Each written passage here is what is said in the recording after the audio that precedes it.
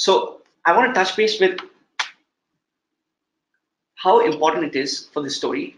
And more importantly, it's really, really simple to go ahead and put together a story. You just need to spend a little time on it every day. What I've also done is I've gone ahead and segmented all your leads into two types today. All right. There's one type, that's your prospects, and the second type, that's your decision makers. You want to go ahead and spend as much time as you can on your decision makers. Just a second, sorry. Yeah, there we go.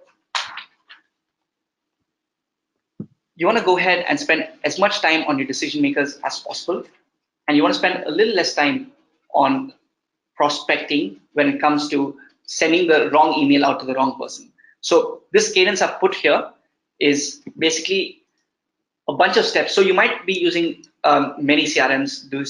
Freshsales is one of them. This is pretty much what we use.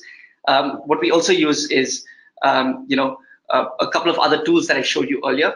But I'm sure that you might be using tools like Outreach or LinkedIn Sales Nav to go ahead and build these kind of cadences for your system, for your sales system. Why step one is sending an auto email with information that's relevant to the contact. Because if you have a list of 150 decision makers, it's hard to write all of them in email. And when you have a bounce rate of 25 to 30%, you don't want to waste any time writing those personalized emails. So what I first do is I drop them an email saying, hey, here's something I found that you might find, really useful. Let me know your thoughts. That's it. And I stop the conversation over there. But then after that is when I go ahead and start building my targeted personalized email. Well, obviously there's this prospecting cadence that I'm talking about that I really work on and spend a lot of time on as well, where I'm really building all that information and really building all the ammunition I can when typing these emails out to my decision maker. All right, but I want you to understand that some people respond on LinkedIn, some don't.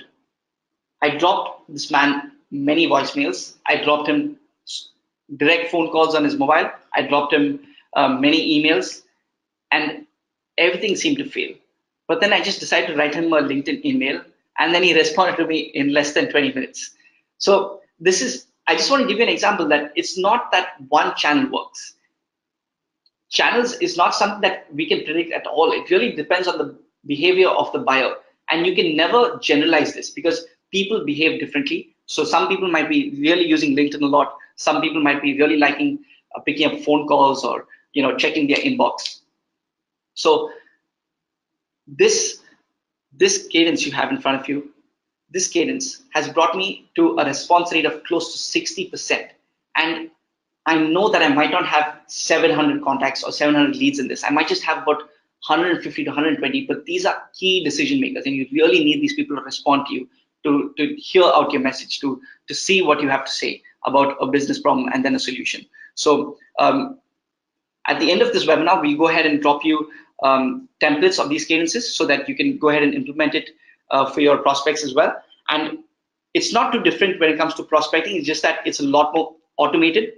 And I also want to point out that over here, this targeted personalized email, this is your permission to give anyone a phone call. Because over here, what you're doing is you've put down the business solution and the business problem, because you are now aware after enough prospecting of what solution or process the buyer has in place.